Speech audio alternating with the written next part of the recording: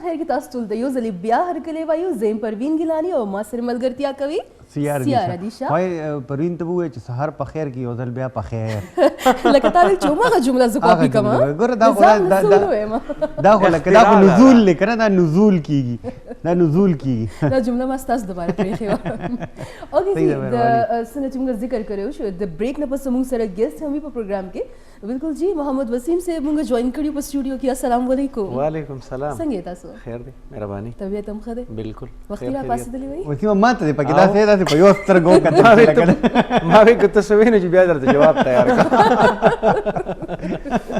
مدثر دې ری انټروډیوس نه کړه که نه؟ هغه ما تاسو ته پرېښی و. هغه د ما په خیال ری انټروډکشن ضرورت نشته، لکه خلک یې پیژني که نه خلک یې پیژني او د شکل یې څنګه جوړ کړو څومره یې مایند کړه دا خبره. نه ما صرف دا سوچ کوو چې نارملی ستاسو یخته کرلی نو نن بس څومره غنټې مهنت ته میک اپ آرټسټ لګېدلی چې دا کرلی دا نوډلز چې کوم دي دا سټریټ کول رښتیا ډېر ټایم پې لګېدلی. خو کریډټ ګوز ټو مونو. کېدای شي چې همداسې موقع لپاره هغه یوه سندره وه چې بیا دې په زلفانو کې او دلته یو شاعر پکې یو بله خبره هم کړې ده، ما وختي تاسو ته هغه ارشاد جی حضور ته خو به کمسی د زلفو جوړې کړې او زه په دې شلېدلې ګرېوان سو. زبردست سوپر. ډېر ښه ډېر ښه. څومره شاعرانه په مزاج دې سره. جمعې کې اشلېدلې ګرېوان و انسان له ډېر زور ورکړي، اکثر خلکو نه دې ځای پورې تړلي. خو باچا پکې وختي او سیار علي شاه باچا یو خبر وکړه وایي نزول که نه. نو ما چې ستاسو د پروګرام دا اوپننګ کتو نو ډېر شاعرانه موډ او نزول لا خبره مې هم واورېده. نو ما کېدای شي چې دا شو ختمېږي تاسو داسې وړوکی کتاب خپل هم لیکلي تاسو کتابچه شان او کتابچه هغه جیو والی ښه خبره ده داسې چې لکه داسې وړو واړو کتابونه تاسو ولیکئ او بیا یې مونږ شاعرانو ته وړاندې کړو. الله فضل دی چېرته څه غرور مرور هم نه دی کړی. زه یم چې زه اوس ټاپک طرف ته راشم لکه نور گپ شپ خو زموږ جاري خو نننۍ چې کوم د موضوع اصل کې چې انتخاب پروین کله یاران دوستان کینی نو هغې کې ټاپک ته راتلل ډېر ګران وي، هغوی بیا گپ باندې شروع اچولي موقع والا پکاري. اوس مدثر که ستاسو اجازه وي نو خبره مخکې وړاندې بوځو. بالکل جی کوم ایشو چې موږ ډسکس کول غواړو زموږ په خیبر پښتونخوا کې تاسو وګورئ زموږ په ټول ملک کې چې کوم حالات دي د ګیس لوډ شیډینګ د هغې د وجې خلکو ته ډېر زیات مشکلات رامخ دي. نه صرف کورنۍ چې کوم خلک دي دې نه علاوه چې کوم موږ وګورو کمرشل بیسس باندې هم چې کوم سیزونه دي د هغوی خلکو ته هم ډېر زیات مشکلات را مخامخ دي. او په یو بل اهم ایشو دا هم دی چې د ګیس لوډ شیډینګ د وجې خو چې مختلف کوم سیزونه دي خو خلک که سلنډر طرف ته ځي نو د هغې پرایسز هم تاسو ته پته چې هغه څومره زیات سیوا شوي. نو وسیم صاحب څنګه ګورئ دا هر څه؟ دا یو خبره دا وه د دې نه وړاندې مونږ تاسو کتلي دا جمعې چې کله راتلو یخني نو د وړاندې نه داسې مونږ ته اشارې میلاو شوې چې ګنې زمونږ سره د ګیس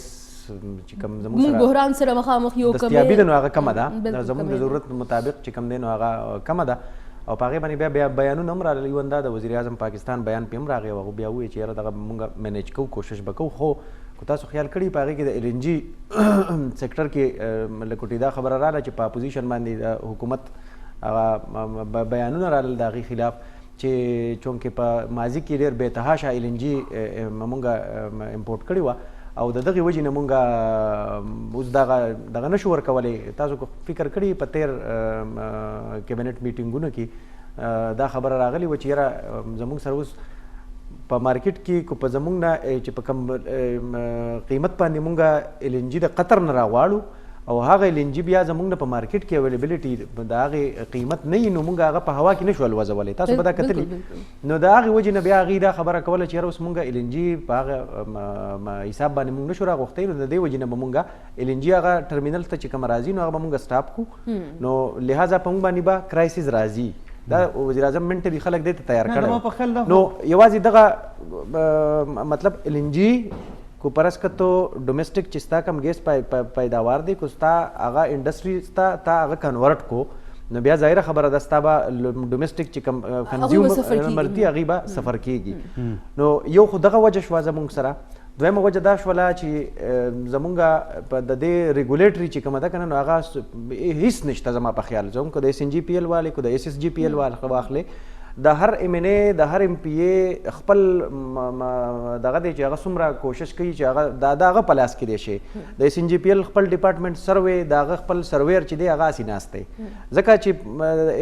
ایز پر د ډپارټمنټ سروې لاینونه نه سپلای کېږي. سپلایي د سوی ګیس دغه نه ده سپلای دی ته دا چې MNA څومره فنډ کېښودو هغې ته څومره بجټینګ وکړو دومره به د هغه په حلقه کې ګیس پایپ لاین ایکسټینډ کېږي او ځي به او بېتحاشه دغه بم رواني لاینونه بم ځي میټرې بم انسټالیږي نو د هغې نه هغه قسم خرابه ده نو چې دغه ټولې قصې لکه مس مینجمنټ چې کوم دی نو چې هغه روان دی هغې طرف ته میټري په ټایم کې په سپریم کورټ بیا بین لګولی و هغه ورته وایي چې بهی تاسو شته کنزیومرز ته نشئ برابرولی ورسره چې د ګیس کم اغلا کېږي وسیم صاحب لاسز چې کم روان دی او هغې کې هم د SNGPL او د بل سوی صدرن والا په خپله انوالو دي او کمپنیانو ته دوی ویلي کېږي ریپورټډلی په کم انډسټریل زونز دی پای کې داسې میټرې لګولي چې په هغې کې هغوی ته ریډینګ غلط میلاویږي د دې نه علاوه که موږ ذکر وکړو نو خصوصا هر سهار چې څوک کله په کورونو کې راپاسي خصوصا پروین بس کیدی شي په خپل کور کې سهار پراټې پخی راپخی نو هر سهار په یو پراټې به ماته نیمه ګنټه لګي نو هغې باندې ډېر زیات ټایم لګي په دې کې د مېرمنو لپاره ډېر خبرې ټولې زما په ټولو غټه مسله خلکو ګرمي شي نو بجلی نی جمی شي نو ګیس نی زموږ ټول ژوند په دې کې خلکو ته بیا ما ته داسې لګي چې د سرکار دا کوشش دی چې عوام د هغې موسم نه پوره روشناس کړي او هغوی ته هېڅ قسمه پکې داسې څه رکاوټ را نه شي لکه چې په ژمي موسم کې تا ځان ګرم کړو نو ژمي خو لاړو لکه چې په ژمي کې چې یخني راشي او لکه موږ ته دا کمی راته محسوس شي چېرې ګرمي ښه وه چې ګرمۍ ته لږ وي یخني ښه وه دې ځل پکې زما خیال دی دغې محکمې SNGPL په پېښور کې لږ ډېر دا وکړو چې حیات آباد طرفونو ته هغې یو نوی لاین بوتلو نو د هغې طرفونو ته هغه شدت لږ کم شو په نسبت نور کله په پېښور کې 13 کال له هغې نه بل کال که موږ تاسو لیدلي وو تاسو ته پته شته خلکو د تختو دا کریټونه نه دي دا دومره ګران شوي ول چې خلکو به دا اغوستل او چې موږ ځان له پخلي دپاره ناشته به داسې جوړ کړو چې هغې به تا اور بلولی شو اوس خو د انګېټۍ ځای نشته یو بله غټه خبره زه هم پای کې دا هم ده چې خلک د ګیس غیر ضروري او اونګه ویلی شو چې د فضول خرچۍ لحاظ پورې استعمال کوي هر ځای کې هیټرې لګېدلې دي حالانکې ډېر د هغې نیچرل څه طریقې هم کېدای شي ته ځان ګرم کې خلکو بس هیټرې لګولي دي او دغه شانتې چې کوم د اوبه ګرمۍ هغې ته ګیزر په ګیزرو کې هغه زړې ګیزرې دي ډېر اکثریتي کورونو کې زړې ګیزرې دي او په هغې کې ګیس ضایع کېږي ایفیشنټ استعمال هم نشته تېر د پټرولیم چې کوم هغه منسټر صاحب و د اټک والا د هغه خبره وکړه چې هغه وایي چې ګیزر لګژریز کې راځي کنه دا لګژري دا غوي دا لکه تا لکه ټیک دا دغه استعمال نه کوي یاره په دې کې بیا خلکو پکې بل څه توړ لا استې دی لکه اوس پر علاقو پر مطلب په خپل کلو کې تاسو ګورئ خلکو ورته بیا هغه سیزونه لګولي کمپریسري بیا سکۍ نورو خلکو هغه راکاږي نو لکه دا بیا خلک بیا په الټرنیټیوز باندې راغللو نو دغه ځانله بیا یو قسم له ډبل خرچه شوله لو پریشر والا چې کوم دي کنه هغې بیا کمپریسري هغې کمپریسري لګولي دي نو هغه بیا ډبل خرچه شوله هغه ډبل خرچه شوله نو په هغه حساب له بیا د هغې بیلونه هم بیا سیوا راځي نو بیا هغه حساب له هغې چغې هم وایي خو چې نشته د تنګ آمد بجنګ آمد والا خبره ده نو بیا پکې دغه خبرې خامخا راځي مونږ کله هم نه دي کتلي زموږ په ملک کې د وړاندې نه پلانینګ شوی فار انسټنس اوس چې به ګرمیانې راشي تاسو کتلي په دې ورځو کې هم لوډ شیډینګ ډېر زیات دی مونږ چې سهار پاسو نو 2 بجو پورې مونږ ته پته چې بجلی نشته نه به په کور کې اوبه وي نه به ته موټر چلولی شي نه به جامې پریس کولی شي چې اوس افس ته رسېدل نو زه څه وکړم همدغه رنګه که د یخنیانو دا حالات دي د لوډ شیډینګ په حوالې باندې نو تاسو سوچو کې چې ګرمیانې به راځي نو دا اوس په هفتې کې 3 نه تر 4 ورځې لوډ شیډینګ کېږي سهار وختي بجلی لاړه شو 2-3 بجې راځي نو ګرمیانو کې د دې مطلب دا دی چې دې نه به حالات ډېر زیات خرابي او د هغې د وړاندې نه هېڅ تیاري نشته د ایل پلیننګ یا د پور مینجمنټ خو په مثال دا والو لکه ته په یو کلي کې په یو کوڅه جوړه شوه یو محله جوړه شوه نو هغې محلې ته به څه وشي اول به هغې ته کوڅه پخه شي د هغې نه بعد به هغه کوڅه به پخه شي د هغې نه بعد به هغې ته د اوبو سپلای راشي نو دا یو غاړه به وله هغه پخه کوڅه به ماته شي نو هغې ته به د هغې یو غاړه باندې به ورته پایپ لاین لاړ شي نو هغه شته میټیریل به واپس مات شي پایپ لاین به لاړ شي د هغې نه بعد به وله په منځ کې د سوی ګیس پایپ لاین لاړ شي نو هغه منځ به وله هغه مات کړي د هغې نه بعد به وله بیا دغه وشي نو بیا به باران وشي بیا به د باران به بیا ډبل په هغې باندې ډبل نالې را روانې یو به د پایپ لاین په هغې واټر سپلای والا په هغې باندې نالی جوړه شي یو به د ګیس په دې پایپ لاین باندې به نالی جوړه شي ته به حیران دا یې چې لکه ستاسو منځ کې دومره کوارډینیشن نشته چې دا یو محله جوړه شوه دې ته اول دا لاینونه پکار دي د دې نه نکاسي پکار ده د دې بهر د دې ته د سایډ تم نالی پکار ده نو چې کومه محکمه جوړی یو په بلې باندې لار اوره کنه دا بیا ځان لغه مسله ته په دومره حیران شي چې کومه محکمه جوړی کاغه پی ډبلیو ډی دا کاغه سی ان ډبلیو دا کاغه دونه نمونه دی او کاغه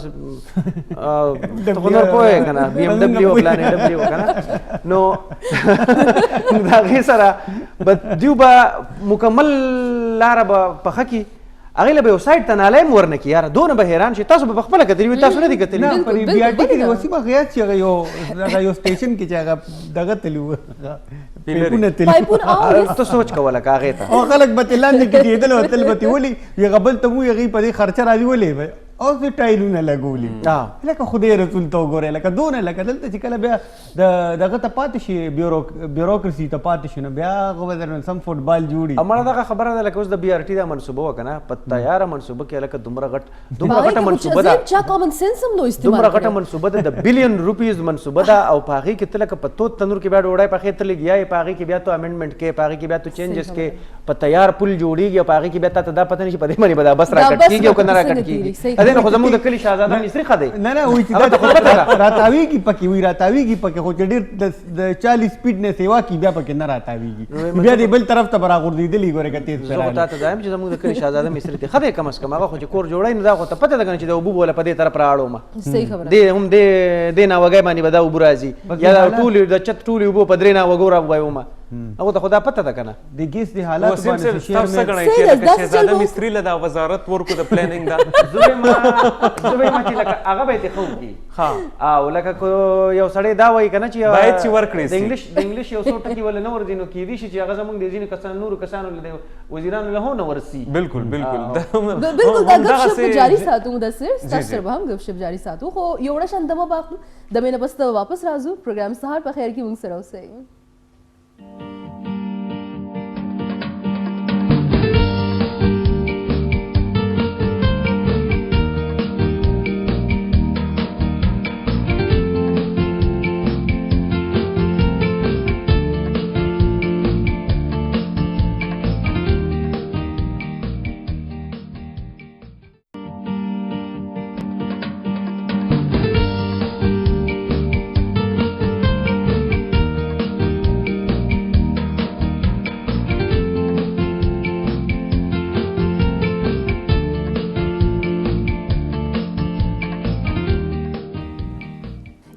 هر کله یو تاسو ته سحر په خیر کې ما سره ملګرتیا کوي سیار علي شاه او د علاوه سټوډیوز کې موږ سره محمد وسیم موجود او موږ څنګه هیرول شو مدثر حسین دا غوي غب شپ هم جاری دی موږ سره دا وسیم صاحب دا غوي خپل پروین یار ته په مخه زما مزاق وړاوي مدثر تاسو مزاق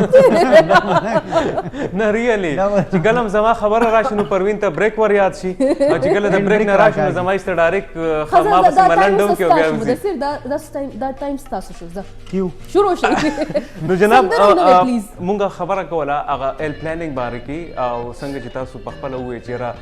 شهزاده مصری له وزارت ورکول پکار دی نه دا خبره اصل دا شهزاده مصری په پیوځي کم دی چرته پدی پلانینګ ډیویژن والے چې کوم خراب کړي اصل شهزاده مصری لا کار ګوره نو مونږ خبره کوله د پلانینګ او په پلانینګ کې یو بل غټه ایشو چې کوم راځي هغه پاکستان کې آبادی ده چې دا غي متعلق هیڅ پلانینګ نه کوي چیرې مطلب مونږ له سونه بچی پکار دي څومره کې وقفه پکار ده او د آبادی د زیاتېدو اثرات په مونږ څنګه زغملی شو غټه خبره ده چې د هر سړي چونکې په ملک کې پلانینګ نشته نو پرسنل په فیملیز کې هم پلانینګ نشته دی او د هغې په وجه باندې چې کوم موجوده مسایل دي هغه نور پیچیده او پیچیده ترین جوړ شوي دي زه وایم چې په دې باره کې تاسو هم خپل اوپینین ورکئ او عوام ته نن ووایئ بلکې ډېر خلک به خبرو می خو ډېر خلک بیا هم په ذهن کې داسې وسوسې لري د خبرې نه یو ټیبو جوړه شوې ده چې څوک پې بحث پنه کوي حالانکې نن کله موږ د خیبر ټلویزیون پر پلیټ فارم باندې دا خبره کوو چې د آبادۍ زیاتېدو براه راست تعلق زموږ د مسایل د بحرانونو او د ال پلانینګ سره دی بالکل صحیح خبره ده دویم چې دا زما په خیال دا هغه مسله ده چې دا د ملک د مستقبل زموږ د معاشرې زموږ د چې څونه مسایل دي څونه معاملات دي د هغې ټولو تعلق ډایرکټلی د دې خبرې سره د دې دپاره دویم چې لکه اوس څنګه د حکومت کله چې عمران خان راغلی د دوی کوشش کړی چې یاره موږ انوایرمنٹ باندې هغه زیات طرف فوکس دی او هغه چېرې انوایرمنٹ طرف ته یا اونې کوي او دغه په دې څیزونو باندې هغه ډېر زیات کار کوي. خو زه وایم چې د هغې نه زیات ضروري د پاکستان دپاره په جنگي بنیادونو باندې چې کمپلیننګ کول پکار دی او خلکو ته اویرنس ورکول پکار دی. او دا مدثر ته خبره وکړه چېرې ټیبو دی نو دلته کې څه ایلیمنټس داسې دي چې هغه په دې حوالې سره هغوی نه غواړي چې دلته خبره وشي. زموږ کیپاسټي څونه ده یاره په دې سټوډیو کې چې کله 4 کسان ناست دي نو دې صورتحال څه دی او که دلته کې 40 کسان ته راغونډ کړي نو بیا دې صورتحال شي. دغه یو وړوکی مثال دی. نو زما په خیال چې که موږ ته دې وخت کې په کم حوالې سره په جنګي بنیادونو باندې کار کول پکار دی نو هغه د منصوبه بندي خپل پاپولیشن او کنټرول دې کې یو بل سیس پرسنلی د خلکو رول هم دی. زما په خیال مدثر که تاسو په خپله مس وګورئ زموږ چې کوم اوسنی چې کوم زموږ نسل دی زیاتره چې کوم ایجوکیټډ خلک دي او کپلز دي هغې کې موږ کتلي چې زنانه هم جابس کوي میلز هم کوي نو هغوی بیا پلانینګ په ذریعه باندې څیزونه کوي. هغوی بیا سوچ کوي یار زموږ لپاره 2 بچي بس اټس انف دې نه زیات ولې چې که فیمیل هم جاب کوي میل هم کوي. اربن زموږ چې کوم ایریاز دي د هغې زه خبره کوم هلته زما په خیال اوس ډېره حده پورې سوچ کې یو تبدیلي راغلې ده. خلک وایي 2 بچي یا 3 زیات نه زیات بس 3 دیټس انف دې نه زیات طرف ته نه ځي. زما په خیال وسیم اوس موږ څه نه څه چینج زموږ چې کوم اربن ایریاز دي هلته ګورو. زما په خیال ستاسو خبره ټیک ده. په کلو کې هم اوس خلکو دا خبره فیل کول شروع کړي دي چې ګنې زموږ بیا وړو له بیا هغه توجه نه شو ورکولی. دویمه خبره دا ده چې مطلب د وړو هغه چې کوم پتا په مور او پلار حق جوړیږي هغه بیا هغه په صحیح طریقه باندې نشي ادا کېدی. نو هغه سیز هلته په کلو کې هم خلکو فیل کول شروع کړي دي او په ښارونو کې لږ ډېر سوچ لږ ډېر ایډوانس وي نو هلته لږ هغه خبره زر ریلایز کېږي او په کلو کې لږ په دغه باندې دی. خو بیا هم زه به دا ووایم چې په دې کې غټ وجه چې کوم دی نو هغه سړی دی د زنانو په خپله باندې بیا هم دومره دغه پکې نشته کردار نشته خو د سړو پکې ډېر دی او بیا پکې د سړو کې بیا د سړو د مور ډېر دی. زه دا خبره کول غواړم چې لکه میندو له به زیات تر دا خبره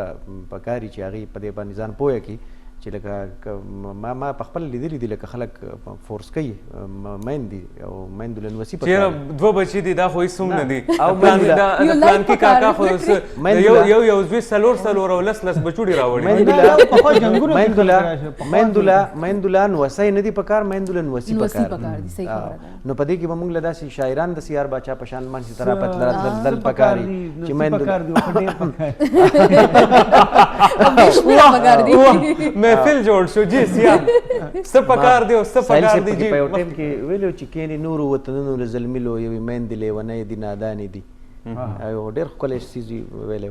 او بل دا ده چې په دې څیز دپاره به موږ له د مولانا بجلیګر صاحب په شانتي مولان پکاري چې هغې بیا دا خبره وکړي چې یاره بس دیگر مولانا صاحب د خو الله گزاره پکار ده او لکه مولانا صاحب نننی چې کوم نور داسې اوپینین لیډرز دي په خاصه توګه باندې چې کوم ریلیجیس لیډرز دي هغوی د په دې کې ډېر اهم کردار اصل کې په دې کې ګوره زه وایم چې دې خلکو له کوټې ډېر زیات ځان دغه کاشیس کړی دی او ډېر زیات یې ځان دغه کړی دی خاص کر د منبر او محراب والا. صحیح خبره زه وایم کم از کم لږ راشئ اوپنلی راشئ یاره تاسو په خپله باندې دا وګورئ. زه تاسو ته په دې ریجن کې وسیم صاحب یو خبره کول غواړم زموږ په مغرب کې ایران یو اسلامي ملک دی. ټولې خبرې تا وکړې ټولې خبرې تاسو کړې بس نه چې زم سله راغوښتی یم بخښنه غواړم جی ایران خپل آبادي ډېر په ښه طریقې سره کنټرول کړې ده. بیا زموږ سره په دې خطه کې وسطي ایشیایي ریاستونه دي ازبکستان تاجکستان کرغزستان ترکمانستان هغوی آبادي کنټرول کړې ده. که چا نه ده کنټرول کړې نو هغه پاکستان هندوستان او افغانستان د بنګلادیش غوندې یو ملک آبادي کنټرول کړه. د پاکستان آبادي سالانه اضافه شرح 2.1% ده 2.1% یعنی په هر منټ کې په دې ملک کې 13 ماشومان پیدا کیږي. تاسو د منټونو په حساب سره دا ماشومان واخلئ. بیا دې ته سوچ وکړئ چې آیا د دې ماشومانو د تعداد په لحاظ سره سکول جوړیږي اسپتال جوړیږي روزګار مواقع پیدا کیږي. سکول خو به چېرته په کلي کې هغه د 13 کاله زوړ سکول یو به زیات نه زیات به های کړي خو د هغې په مقابله کې خلکو د خپلو بچو چې کوم ریشو ده هغه زه وایم چې لس دومره های کړې ده. جاب نه کریټ کېږي بالکل اسپتال نه جوړیږي سکول نه جوړیږي ایون دا څوک بوټی نه کوي لکه پر مستقبل کې به دغه خلکو د پاره هم ته سپیس جوړې کنه په خپل معاشره کې به جوړې په خپل انفراستراکچر کې به جوړې په دې هر څه کې به جوړې د څوک بوټي قدر ته نه کوي او دغه نور بوټي چې دین په مخه کوي دغه چې کوم دغه گورننس نظام دی لکه د وسطي ایشیا ملکونو ته ذکر کو داغي غ نظام پولیټیکل سیستم داغي داسې دی مې بي چې داغي اثرات سره سره د ګورنمنت ترجیحات تاسو دریوانو کسانو کې زه تاسو کول غواړم چې تاسو ته د پاکستان د پاپولیشن ډپارټمنټ د یو اعلی چارواکي د یو وزیر مشیر نوم معلوم دی نه دی معلوم ځکه چې په دې متعلق څوک سوچ هم نه کوي څوک دا غنیم نه چې آیا بڑھتی ہوئی آبادی د دې ملک لپاره یو تباکون د اټم بم نیوټرون او پروټون او د دې ټول بمونو نه خطرناک بس په مخه په پی ډی ایم کانفرنس دی او جوابي کاروایان دي او په دې سيزونو چې مین ایشوز دي ازم دا کریډټ نن د پروګرام تاسو ټول شرکا او زموږ ټیم ته زی چې نن مونږ د پاکستان اغه مسلې باندې لبکشایو کړلا کومه مسله چې د ملک او د قوم د ژوند د بقا لپاره انتهایی اهم ده وسیم صاحب تاسو انپوټ کوو نن ګوره مونږ د انوایرنمنټل ساينسز نه د سی یو لکه ایرریلیونت چیو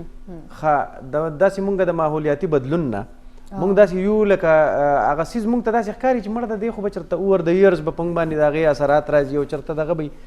دې سیزونو له مونږ راډو توجه نه ورکوو حالانکې دا سیزونه داسې دي چې دا به دا ډیزاسټرس دي دا به پنګ باندې تباهي راولي خو لکه دا د دې سره مونږ ځان ایرلیونټ کړی دی د هغې وجه دا ده چې مونږ ځان په نان ایشوز کې تقریبا انخلولی دی او هغه سیزونه دي چې لکه هغه مونږ ته داسې ښکاري چې هله دا خو دا به سپارک کوي او سبا له دا حل کول دي زنګ د پاره منسټریز هم هغه اهم دي زنګ د پاره ډپارټمنټس هم هغه اهم دي میډیا د پاره ایون دا زه تاته وایم ته ماته اوس دا ووایه ماته چې دا ځای نن انویټیشن راشي چې یاره نن په اسلام آباد کې دا ایونټس دي په هغې کې به زما د پاره د ټولو نه لیس امپورټنټ چې کوم دی نو هغه به زما د پاره دی چې هغه په انوایرمنټل ساینسز متعلق په کانفرنس پي یا به هغه د ایجوکیشن متعلق پي هغه یا به د پاپولیشن گروث یا د پاپولیشن کنټرول متعلق پي نور کوم څه به پلانې به راځي هغه به تقریب ته خطاب کوي دا به زما دپاره امپورټنټ دي پلانې به راځي به په حکومت پسې خبرې کوي دا به زما دپاره امپورټنټ دي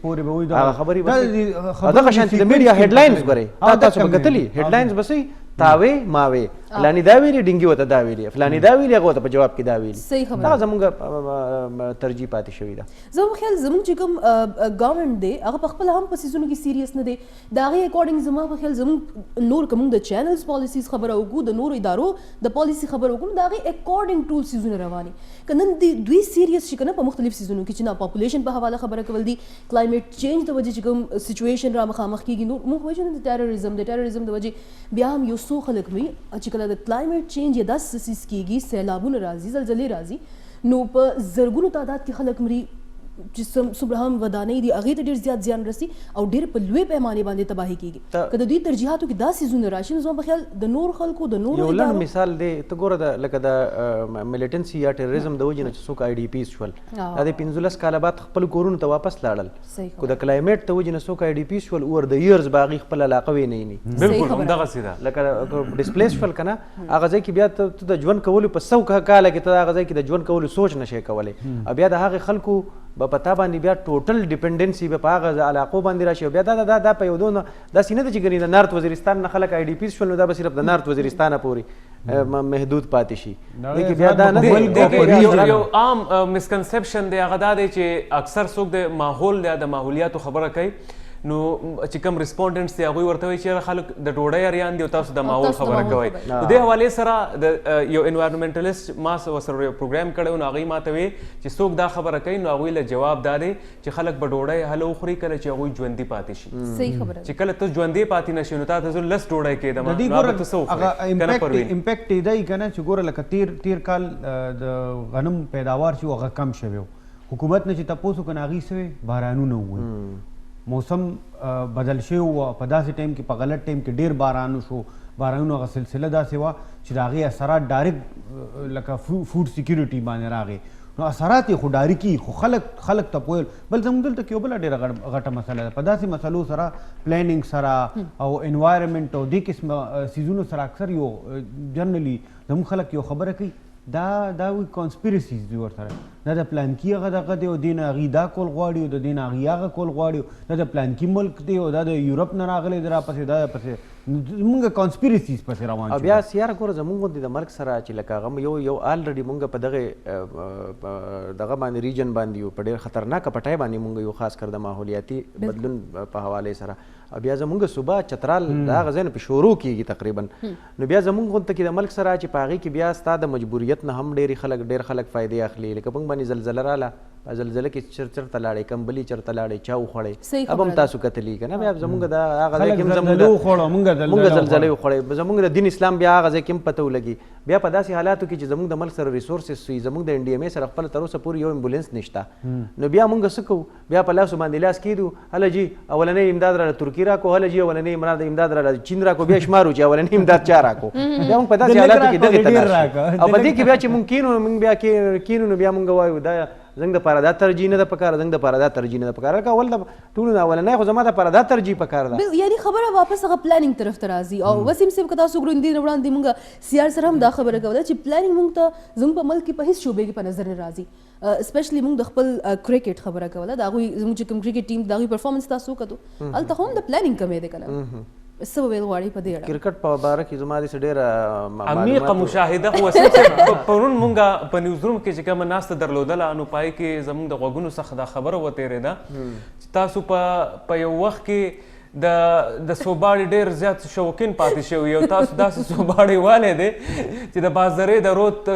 یو ګوټ او بل ګوټو مشتې دي نو په دې کې څومره حقیقت دی او څومره په دې کې رښتیا دي او دروغ دي مونږ به اکثر چې به په کرکټ کې من ډېر مزه نه وه مونږ به بیا هسې چلو کوو چې موږ به بیا فوټبال باندې شروع کړو چې ته ډېر توپ چونکې وي که توپ وهونکې وي دا راته والله ووایه ما کوشش دا کړی و مه یاره زه به له کوټې ښه توپ وهونکی جوړ شم او هغه به هم په دې ګسمټې توپ وهونکی به جوړ شم خو لکه هغه چې جوړ نه شوم نو بیا د هغې نه بعد مو بیا لکه یو قسم له ورانکارۍ ته لاس ګمان کوم چې که تاسو وست پاکستان په ټیم کې لږ دا کم تاسو ناقص پرفارمنس سلسله و دم برقرار ساتلي و نن به په ګرین شرټس کې شامل وئ نیوزیلینډ کې به ډبېدلي وئ چکر بم والي و د کرایسټ چرچ او د نورو ښارونو یو مسله ده دلته کې کرونا ده په ټوله دنیا کې ده او دلته کې حالات هم ډېر خراب دي لکه دلته کې مونږ ته وګورو لکه وختي بلټن کې چې مونږ وکتل حضرت خان خبره کوله په پښتونخوا کې تقریبا یو اسپتال داسې چې هغې کې هم څه له شل مریضانو کو نور ګنجایش شي د ما نه دی خیال چې نور اسپتالونو کې ځای هم شته دی او هلته کې په دونه اهمه مسله باندې سیاست کېږي دا به اجازت ورکوم دله به اجازت ورکوم دی بل نه به نه ورکوم یو کس به پنځه لکه خلک راغون کی هغه ته اجازت دی دی بل ته به نه ورکوم دا بل څه وایي د حکومت کرونا نه منم نو لکه زه حیران دي ته یم چې لکه دا کرونا به تا هغه ته څه وایي او ده ته به نه وایي لکه عجیبه غونته کې بدقسمتي ده زموږ د دې قوم چې په دونه سیریس معاملاتو باندې او په دونه اهم معاملاتو باندې هم زمونږ هغه موقف چې یا زمونږ هغه چې کوم دریځ دي هغه یو نه که نه لکه یو قوم نه یو موږ په داسې معاملاتو کې زما د خپل فکر دی چې په دې کې زیاته ذمهداري په سرکار باندې راځي ځکه چې سرکار د ریاست یو حساب سره نگهباني کو زمونږ سرکار په کرونا اراډیکیشن کې یا د کرونا په مخنیوي کې مخلص وو باید چې دا کم بجټ تیر پې شوی پای کې غټ پورشن چې کم طرف ته ځي هغه صحت له ورکړی وی صحت یې به دستور په هغې یو څو سوه اربه روپو کې ساتلی دی او بیا وایي چې نه زمونږ دا وخت د ټولو نه غټه خطره کرونا ده که کرونا خطره وه نو زمونږ اخراجات په ټوپک په ګولۍ په منټکو په دې باندې نه و پکار بلکې زمونږ اخراجات په وینټیلیټر باندې په ډاکټرانو باندې په نرسز باندې په دوایانو باندې په فیس ماسک باندې په مریضانو پکار و په مریضانو متعلق چې کوم انټرسټنګ خبره ده محمد وسیم تاسو په دې بحث کې انکلوډ کوو هغه دا دی چې په کوټ کې د NDMA له طرف نه دا ویلې شوي وو چې په یو مریض باندې اوسطن 25 لک روپۍ خرچه راځي نو څه ګڼئ چې 25 لک روپۍ کې مریض لا زما خپل دا ګمان دی چې پای کې هغه له د سرو زرو کټ هم جوړېدی شي د سرو زرو وینټیلیټر ورته هم جوړېدی شي که انکیس سرکار وغواړي او که نه تاسو وایئ چې دا خو بس هسې یو 25 لک روپۍ دي او نور مریضان هغه دي څوک چې د کرپشن د مرض کار دی د هغوی اکاونټس ته ځي نه صحیح خبره ده په هغې کې زما په خیال د دیو چې کومې پیسې ورته میلاو شوي او کومې پیسې لګېدلې دي نو دیو صرف د هغې حساب کتاب د فلفل کولو دپاره سپریم کورټ ته یو جمع خرچ چې سوچ وته وای چې استاد رضان مو بریز جمع کا تا باندې 25 لک روپے لګیدل نو بس ما باندې لګیدل دي کنه ما زوم داغي په تناظر کې دا خبره کوم چې ما باندې لګیدل دي کنه کی 25 لک ته خړلې سړي زه خو نه پوهیږم ما خړلې دي که زعفران دي خړلې ما غوځان له خپل باندې لکه د ډسپرین ګولو پوری ما ځان له خپل اغستی دي نه پوهیږم چې سرکار په ما باندې په کوم کاته کې خرچه کړي دا په کم ځای کې را باندې پیسې لګولې دي دغه نم خبرو البته ټیسټ را لفري کړي ونو د ټیسټ خو زما خیال دی په پرایویټ لیبس کې دغه 5000 روپے وي کدا سي قیمت 8000 دي شوړ یا 8000 روپے قیمت دی ونو بس دغه یو ټیسټ را په سرکاري لیب کې شوی ونو دغه نه بعد ټوله دوايان یو ډاکټر لتلل او راتلل او فیس او یو شی بل شی دا ټول ما په خپل کړی دي بهرحال داسې خو مانګه تاسو ته وي په زلزلې کې کمبلې هم خلکو خوړلې وي کنه اوس په توماته چې لکه دا کمبلې خوړلې څنګه نه غډې خپل کلام په ویلو چې خلک زلزلې وخوړو مونږ زلزلې وخوړه نو د دې نه بله خبره تاسو کوله ګوره د نان سیریسنس یو مظاهره چې کوم ده په هغه ټایم کې انګولې ده کله چې کرونا ټوله دنیا راله او ټوله دنیا لګیا و جام کېده هغې هر څوک پیک کول په هغه ټایم کې زمونږ د غیر سنجیدګۍ مظاهرې ته وګوره چې زمونږ په اعلی سطح باندې دا بیانات رالو چې دا یو عام زکام دی تاسو مې یریږئ دا یو صرف دوه خلک ته نه مړ کیږي په سلو کې دا یو نیم خلک خاص دغه نه دی کنه یو نیم ګوره چې ته په داسې حالاتو کې چې خلک یو څیز نه اکسپټ کوي او ته هغې ته دا ووایې چې دا یو عام زکام دی هېڅ مسله نشته تاسو په قلاره شئ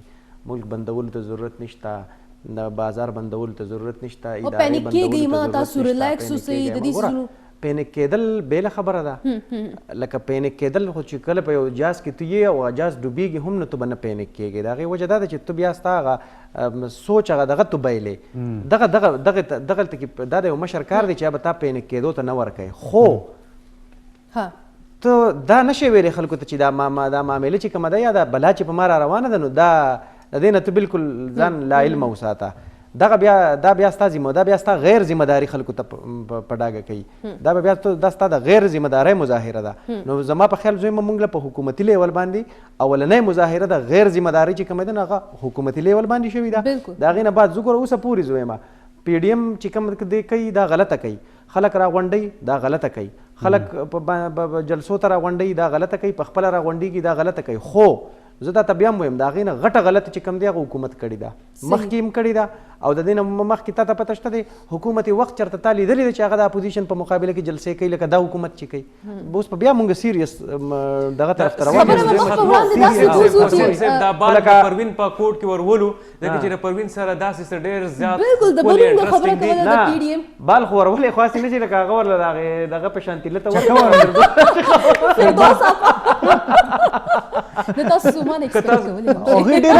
اجازت راکوئ چې موږ بنو ته لاړ شو پروین بنو ته به ځو بالکل جی بنو ته تاسو بوزم او بنو کې صرف جلسې جلوسونو خبرې موږ نه کوو ما پکې د الوا خواته کوز کوي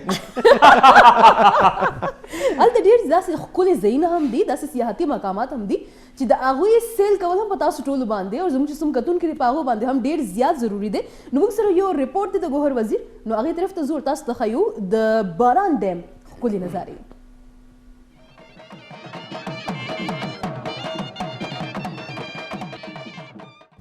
بنو د سیلګرۍ په حواله یو شمېر مقامات لري همدغه وجه ده چې بنو کې د سیل سپاټې کلتور ورځ په ورځ په خورېدو او مخ په زیاتېدو دی د مثال په توګه د قاضي فضل قدر شهید پارک مانډان پارک او د می پل په مقام د دویم د ورځې او جمعې ورځې په مازدیګر د ځوانانو ګڼه ګوڼه ډلې ټولي او اتڼونه په نظر را درومي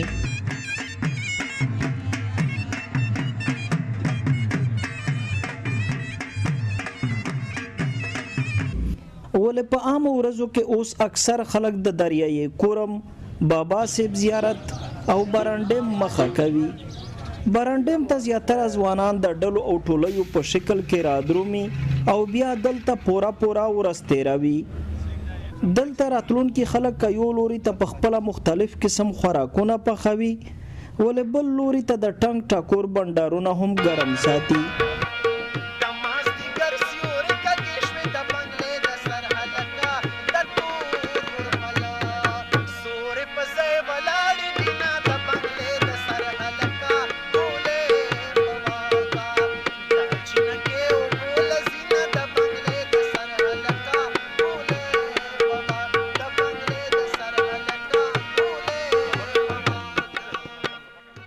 برانډیم کې د همزولیو سره موجود ډایریکټر لوکل ګورنمنت ملک دل نواز خان وزیر وایي چې د سیل او تفرید دغه شان مقامات ته د خلکو تلل نړۍ ته د سیمه مثبت تصویر وړاندې کول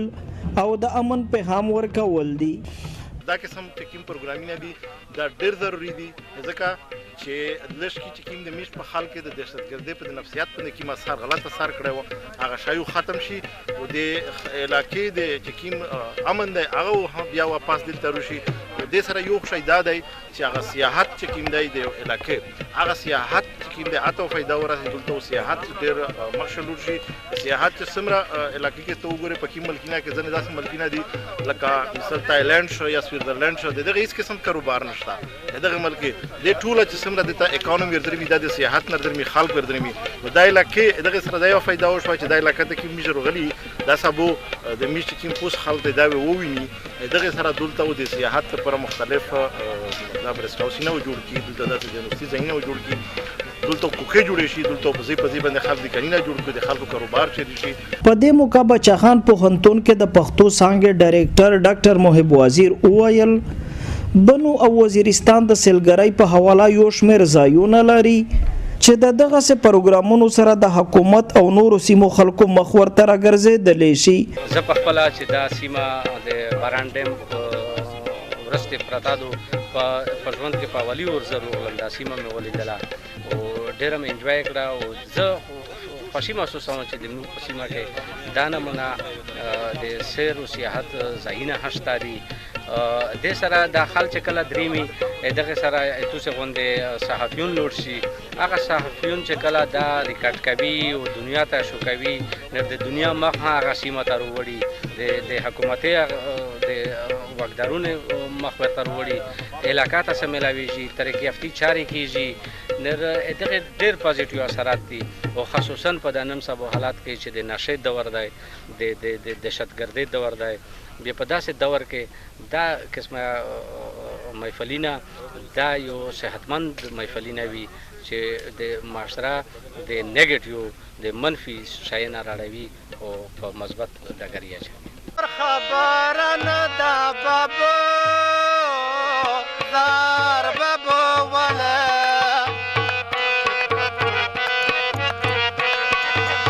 چې زړه د نوي ذات نه مجبور وما بابو کش چې مرګ نه د سیلګرۍ ځایونو ته د سیل سپاټې د پاره د خلکو راتګ او بیا دغه ډول کلتوري هلو ځلو ته دوام ورکول نه یوازې د سیلګرۍ د مقاماتو اهمیت سیوا کوي بلکې په سیمه کې د دوامداره امن او کلتور د ژغورلو په ګټه هم تمامېږي. د کیمرامین افتاب خان سره ګوهر وزیر خیبر نیوز بنو. بنو نه د ګوهر وزیر رپورټ تاسو وکړو سیاحتي مقاماتو په اړه او په بنو وزیرستان هغوی ذکر وکړو چې یو شمېر داسې ځایونه دي چې ډېر زیات حیثیت لري سیاحت په اړه باندې خو دې سیزونو ته توجه ورکول ضرورت دی او وسیم صاحب صرف سیاحتي مقامات نه دا غزي چې کوم نور مشهور سیزونه دي معدنیات دي دې طرف ته هم که توجه ورکړي شي زما په خیال ډېر څه کېدی شي. دا حقیقت خبره ده ګوره مخکې به مونږ اکثر لکه مونږ په خپله پښتانه او د دغې علاقو سره تعلق لرونکي خلک بیا مونږ به چې به ذهن ته دا خبره راتله نو مونږ به وایي چې ګنې وزیرستان نو زموږ ذهن ته به یو تصویر راتلو چې خړې لوټې به وي بنجر ځمکه به وي شاړه به وي دا به وي هغه به وي خړ غرونه به وي شینکۍ باډویینه چې بیا مونږ کله دا سیزونه ولیدل او بیا خاص کر په ویډیوز او په دې سیزونو باندې بیا چې کله مونږ دلته کې د تګ یو قسم له موقع راغله نو بیا مونږ وکتل چې لکه دا هلته خو ځان له داسې ځایونه دي چې لکه هغې ته صرف رسېدل ضروري دي. وزیرستان کې په شاخه په شمالي وزیرستان کې تا ته داسې ځایونه دي چې هغې کې اوس هم هلته کې واوره ده په ساوت وزیرستان کې اوس هم هلته کې واوره ده په خیبر ایجنسۍ کې په تیرا واده ته لاړ شه هلته کې داسې دی چې لکه د کالام نه زیات شینکۍ دی هلته په کالام کې خو به ته په شینکۍ پسې ګرځې هلته کې ټول شینکۍ دی داسې په ورکزو کې ته وګوره په هنګو کې سمانه وګوره په پاړه چنار کې په ووړي کې ته واوره وګوره نو زه وایم دا هغه علاقې دي خاص کر زمونږ د ټرایبل بیلټ چې کوم اوس خو ته مونږ بیا هم ټرایبل بیلټ دی خو په هغې کې لکه داسې ده چې دغې ځایونو ته زویمه چې مونږ له صرف د دې ته مونږ د اکسس برابر کړو که نه صرف د خلکو ده هم چې راشي د دې پنډی خلک راشي د اسلام آباد خلک راشي د لاهور خلک راشي چې دغې ځای امن وضع که ښه شوه زه به یو خبره اډ کوم زویمه میا صاحب ستا ته ایډیشن لږ ډېر سی وایي زویمه را دي شي او په سرو سترګو دې راشي او خدای دې راولي په سرو نه په شنو خو وسیم صاحب د ځان سره د شاپري راوړي کم ګن چې دا خلک جوړوي په کالام بحرین سوات کې مونږ ولیدل په مری ګلیاتو کې مو لیدل د خدای خاطر وکړئ تاسو انسانان یې په دغه علاقو کې که تاسو دا ګند دغه شان د غورځوئ نو ډېر زر ده لرې نه ده چې دغه علاقو نه هم پنډی او پیښور ګنجان آباد او څښاډ ایران او غلازتونه جوړ شي نو پکار ده چې دغه سوچ په ایکو فرندلی ټوریزم په دې باندې زور پکار دی زموږ خو ټوریزم باندې زور شته اوس لکه خلک د ډېر هغه نوي علاقې چې کوم ایکسپلور شولې پرایم منسټر چې لاړو اوس خلک هلته روان دي نو هلته ځای په ځای باندې به تاسو شاپري وینئ ځای په ځای باندې به د پلاستیک او زه وسیم هم تللی وګورې هلته ښه یو خو ستاسو په شان خلک لاړ شي نو هغوی ډېر صفایي پسند دي چلو ته چې دا کوم اشاره وکړه زه په دې پوه یم داسې کار و یو ملګري خبره کوله و یو کسو نو داسې په دې ګاډي ته راوختو نو ګیره پسې خبرې شروع کړې که نه مطلب اوس پته نه لګي دغه نو په دې کې چا پسې خبرې کولې چې مړه هسې ګیره پرېښودي دا واغه په دې کې ناسه پسې شاته وکړل نو شاته یو کس هغه هم ګیره پرېښودي وه داسې ورته وکتل چې نه یو خو ستا په شانتې ګیرې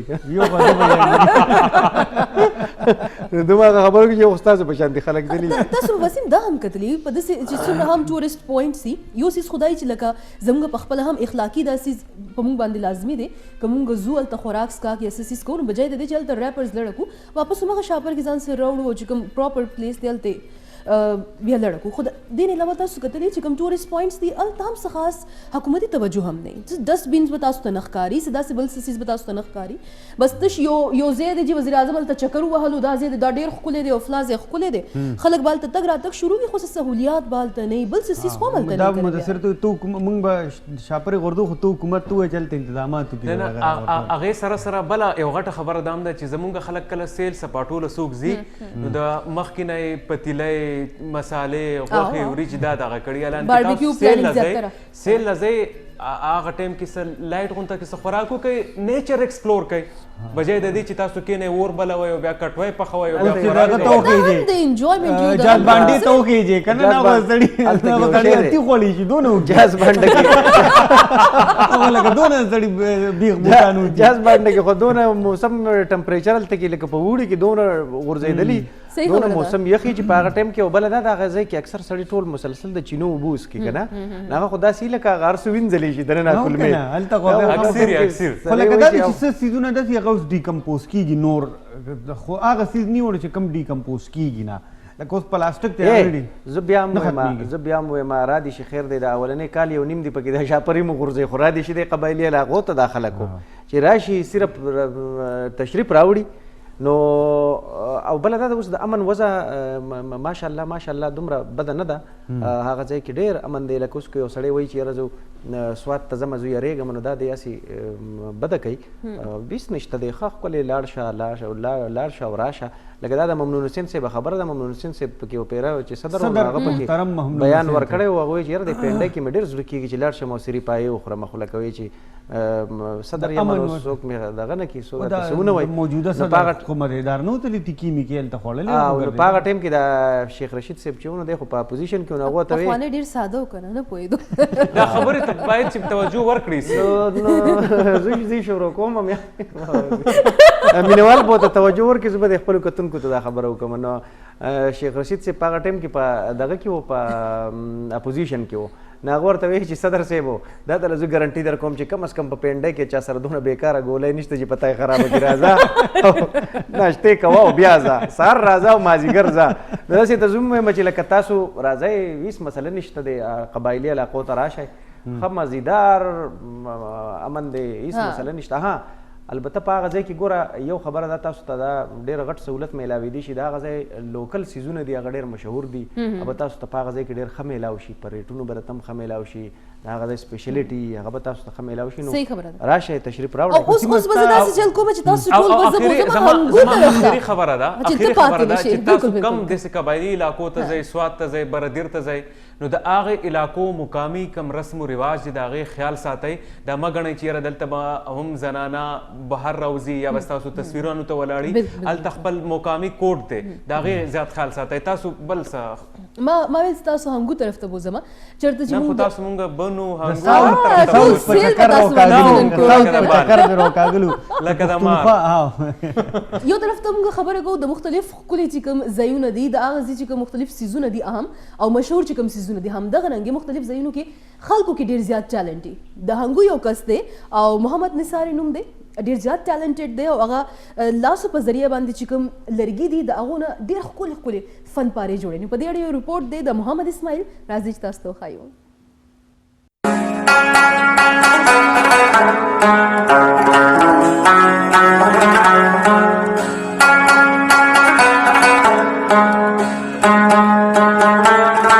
دیکې شاه فیصل مسجد دی، مینار پاکستان دی،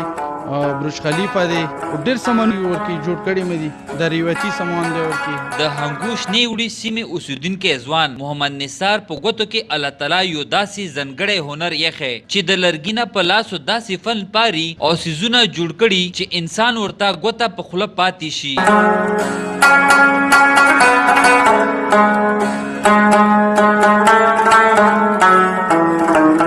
دا نور دی نه خخ شون جوړي ورکتوب نه دي شوق کو څه کو شی وګوري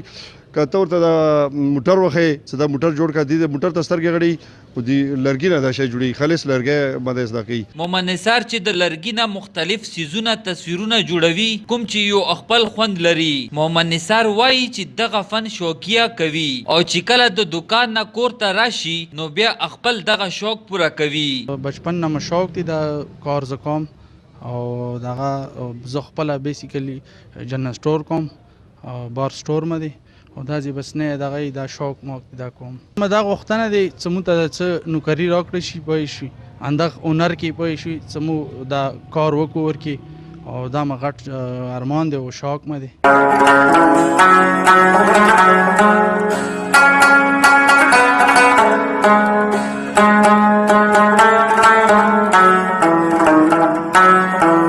محمد نثار په جوړ کړو سیزونو کې د پاکستان مناره، د خیبر دروازه، برج خلیفه او د زناورو تصویرونه د لیدو وړ دي او په داسې کمال جوړ کړي دي چې انسان ورته حیران پاتې شي.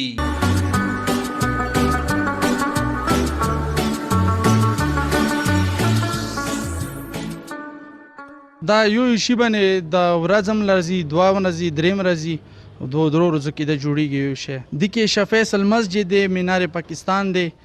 برج خلیفه دی، ډېر سامان ورکی جوړ کړي مې دي، د ریوتي سامان دی ورکی. که څه هم محمد نثار دغه هر څه د خپل شوق نه کوي خو بیا هم کچره حکومت د هغه ملاتړ وکړي او هغه ته ډډګیرنه ورکړي نو په نړۍ کې د دې ځانګړي فن له لارې نوم پیدا کولی شي. محمد اسماعیل، ضلع هنګو.